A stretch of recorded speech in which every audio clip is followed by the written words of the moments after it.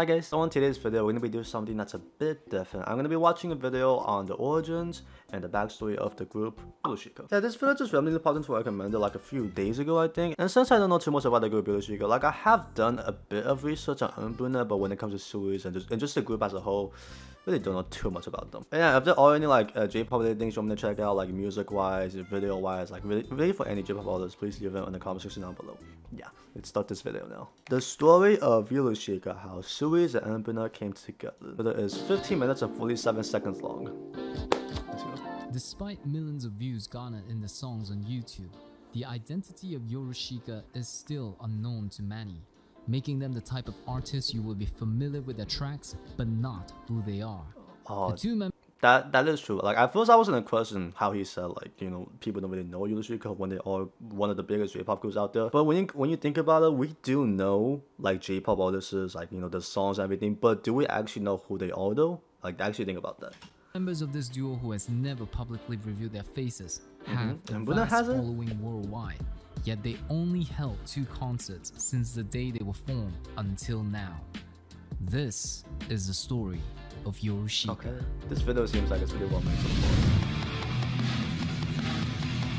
But I honestly didn't like expect the identities of Yoroshika to be like this much of a mystery, because when it comes to a lot of artists, like they kind of do keep the identity like, you know, kind of off the chart, but we do know Yoroshika them is at a least. Japanese rock duo founded in 2017.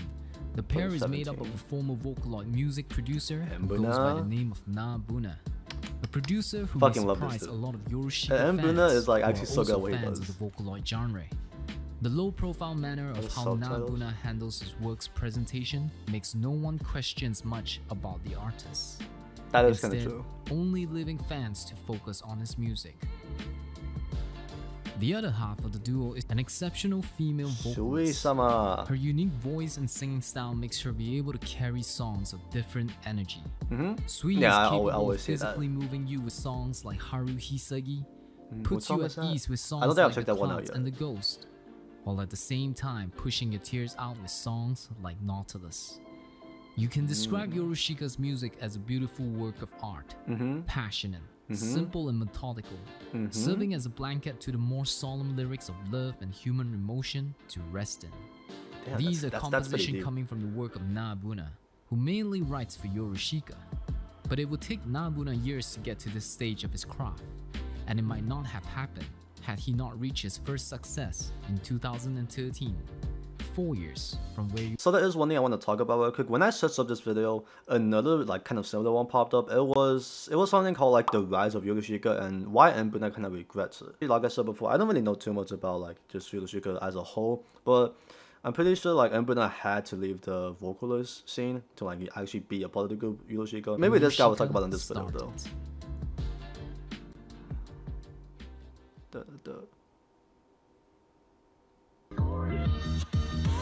Nabuna was born in Gifu Prefecture in Japan.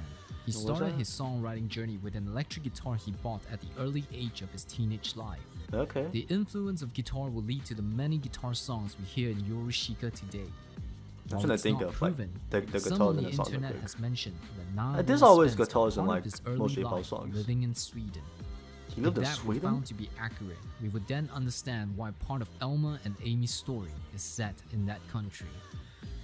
At the time of this video, Nabuna is 25 years old, but it was about 8 years ago that Nabuna first started uploading Vocaloid music. Mbuna he's 25 right now, and he said Mbuna like made a successful track in 2012, 2013, I think. So he's been doing this for a pretty long time, like when he was around 16, 17. On Okay. Nico, Japan's largest video sharing service. Nico, provided by oh. Nabuna released his debut single Sorry about that. sung by Hatsune Miku on the February 2nd of 2012. As you listen to a track composed by a 16 or 17-year-old Nabuna, you could tell that there are elements of European folk influences ingrained in his composition. As a Vocaloid producer, Nabuna would primarily use Miku Dark, and Gummy as his preferred Vocaloid software. Each producer makes their own sound, which leads to Is that actually how vocalists work? So you get to use the software and you get to choose like anyone you want. I thought there was like specific people creating music for specific vocalists. Okay, Tuning interesting. of Vocaloid voice profiles. He grew to learn how to tune the voice along with the other tracks he released after Arisu Torasuto. Eerily, Yeah, he did make Tomo Nabuna's Elegy. tuning of the Vocaloid software somehow sounds similar to Sui voice when listening back to it. Is it? One such song that you could hear is the first verse of Tome Elegy.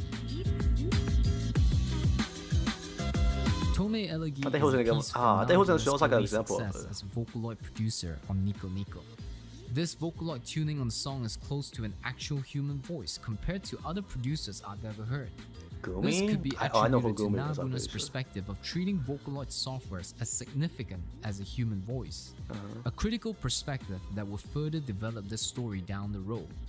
When listening to the sounds like Tome Elegy, you could feel Sui's voice was the perfect sound that Nabuna could ever want.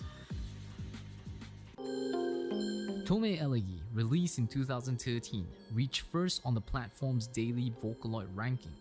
It's an important moment in Nabuna's career as it serves as a necessary step moving forward as a producer. Obviously.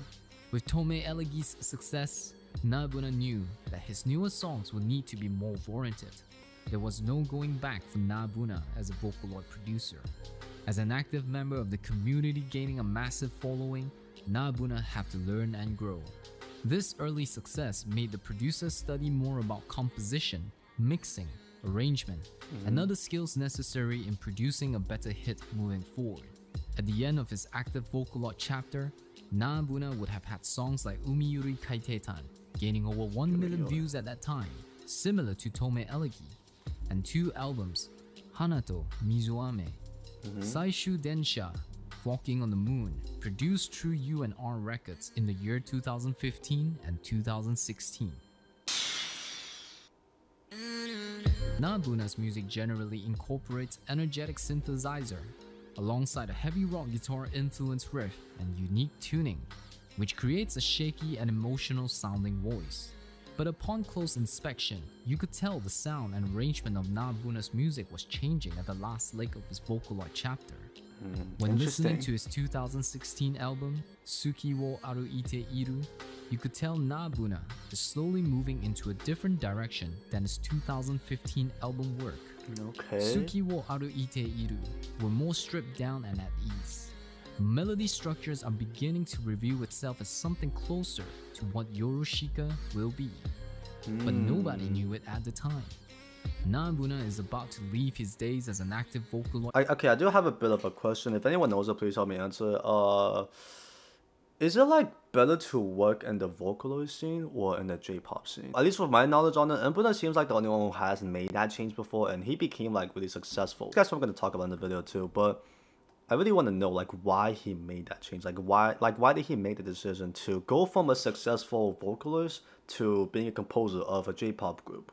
Like, what was involved in the decision? Move to a bigger stage, a stage where he needs an exceptional singer. One, They just answered my fucking question right there. Yeah, he basically just confirmed like, you know, J-pop is the next stage. Yorushika is about to Like, present. I just wasted like 2 minutes saying the whole thing then. According to an interview with Natari, a Japanese Natari. entertainment news website, Nabuna and Sui were brought together through a mutual acquaintance. At the time, Sui were already familiar with Nabuna's Vocaloid work. Oh, I did being hear that a she longtime was like a of the fan. Yeah, producer she was a fan herself. of him. The baby step of Yorushika coming together were already in place.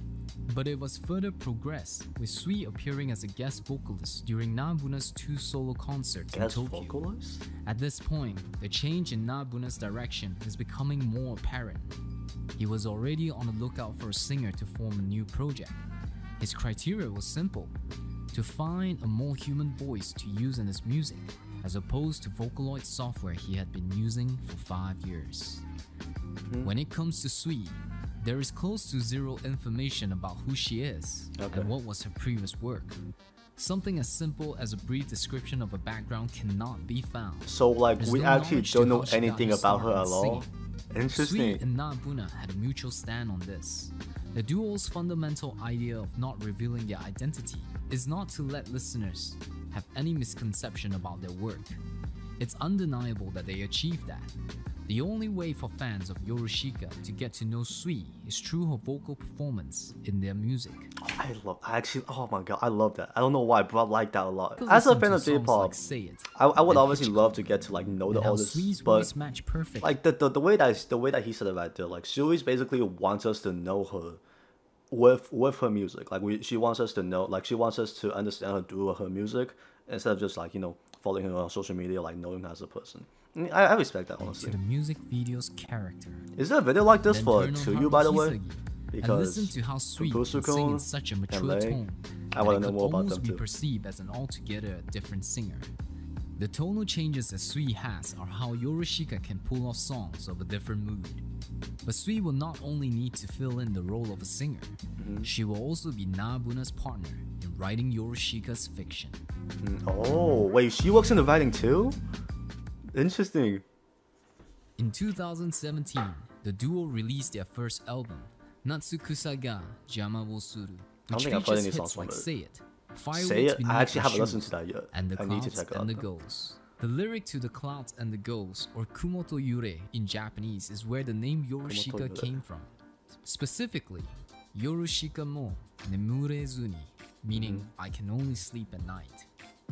The eye design logo seen at the end of Yorushika's music Clean ass videos fucking is a logo. motif of two moons facing each other.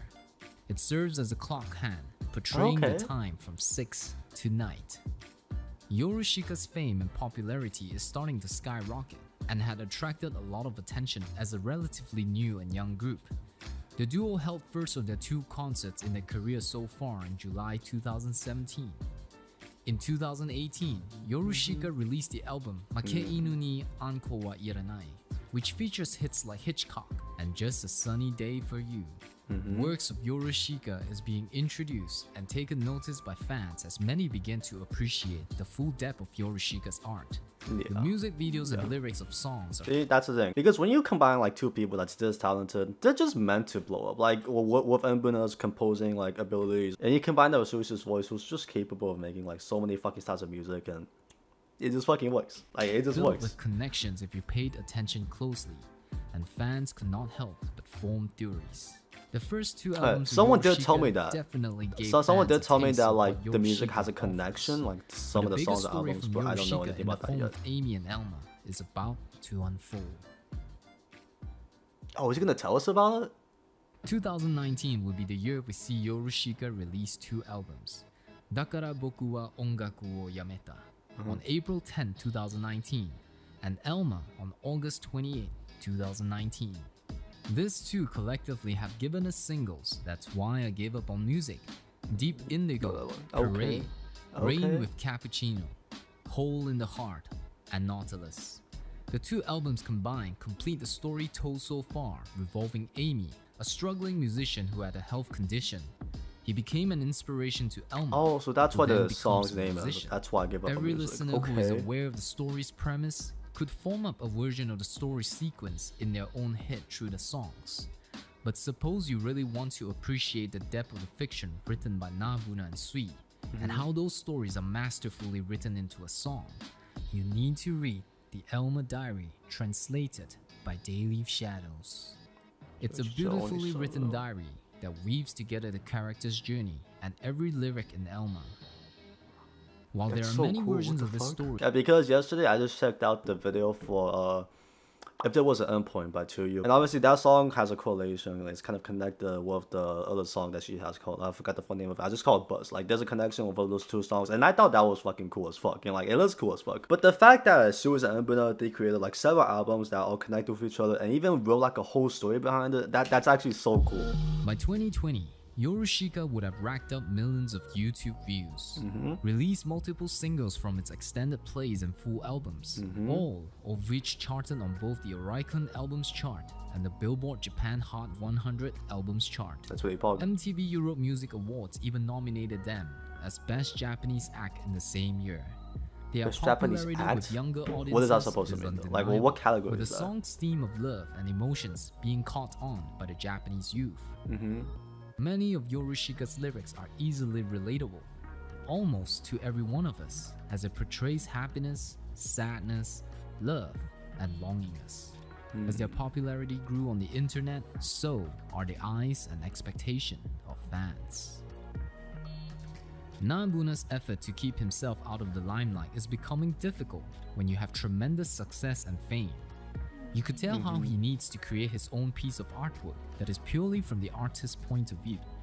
But having an existing audience with expectation and pressures as a choice of living disrupts the artistic integrity.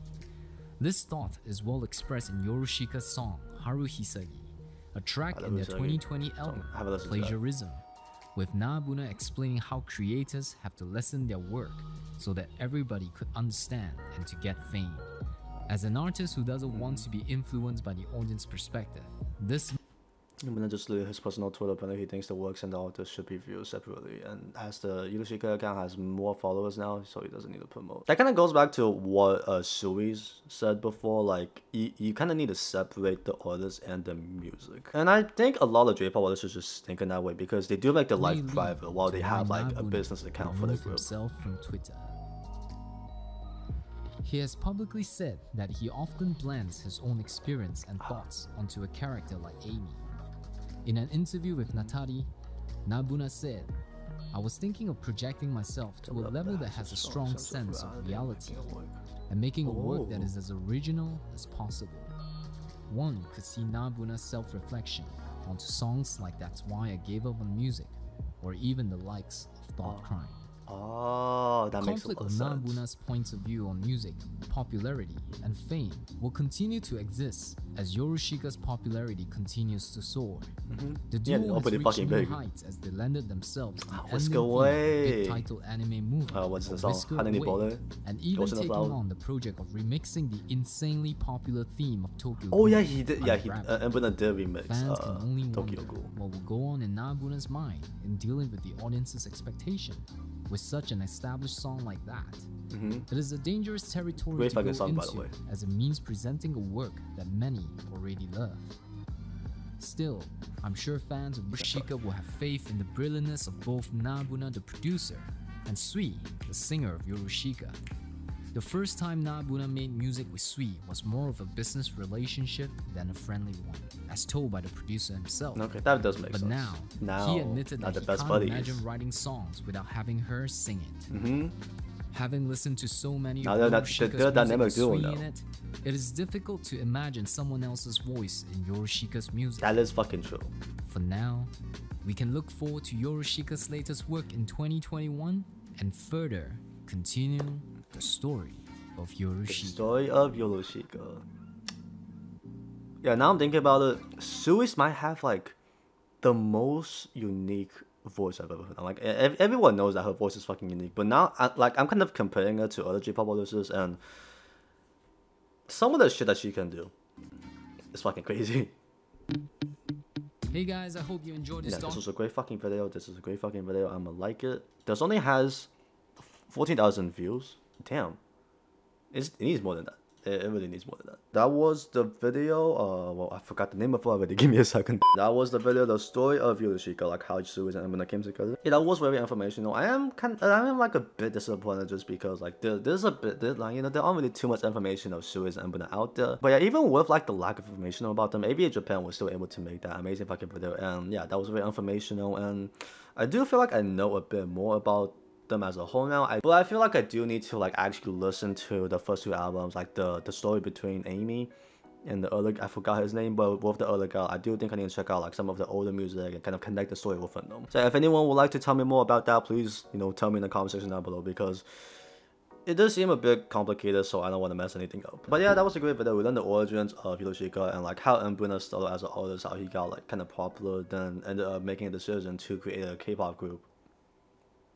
A J-pop group with Sui's, and now they're pretty fucking well known, so I would definitely say that the decision was worth it. Yeah, we're towards the end of this video though. If you guys enjoyed it, feel free to leave a like, comment, and maybe even subscribe. You don't have to do any of that, obviously. You're not required to do any of that, but if you like to be nice to me, you can do all of the things I just mentioned. Yeah, I'll leave the link of the original video in the description down below, and yeah, hopefully you guys enjoyed this video. Hopefully you will have a nice night, and hopefully we'll see each other again. Peace out.